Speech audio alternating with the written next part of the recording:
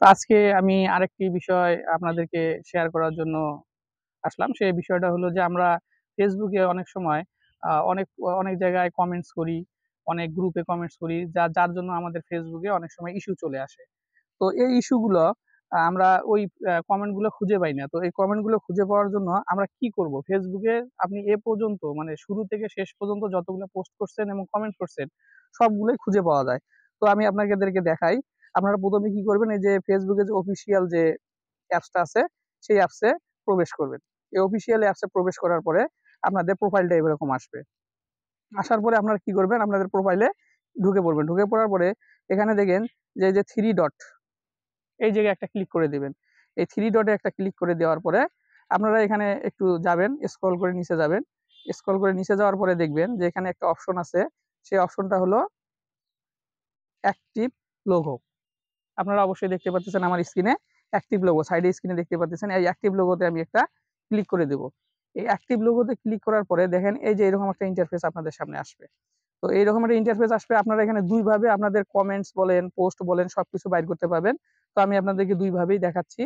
প্রথম অবস্থায় হলো আপনারা এই যে এই জায়গায় দেখেন, এই জায়গায় এই জায়গায় একটা সার্চ বার আছে, এই যে জায়গায় দেখতেছেন। এই সার্চ বারে একটা ক্লিক করে দিবেন। দেওয়ার পরে যদি আপনার কমেন্টস প্রয়োজন হয় আপনি এখানে লিখবেন কমেন্টস।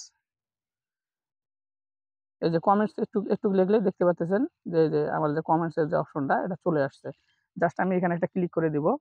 ক্লিক করে দেওয়ার পরে দেখেন এই যে আমার এখানে কমেন্টস গুলো আসা শুরু হলো। আমি এ পর্যন্ত যতগুলো জায়গায় ছবি পোস্ট করছি, কমেন্টস করছি, কমেন্টস এর রিপ্লাই দিছি, সবকিছু আপনারা যে দেখতে পাচ্ছেন এখানে সব চলে আসতেছে। দেখেন এই যে লগইন হইতেছে, আপনি একটু লোডিং হচ্ছে, একটু ওয়েট করেন, আমি দেখাচ্ছি। এখানে তারিখ সহ সব চলে আসবে। এখানে তারিখ থাকবে। দেখেন 31শে জুলাই আমি কি করছি, তারপরে যে নিচে স্ক্রল করে যাই, নিচে স্ক্রল করে যাই।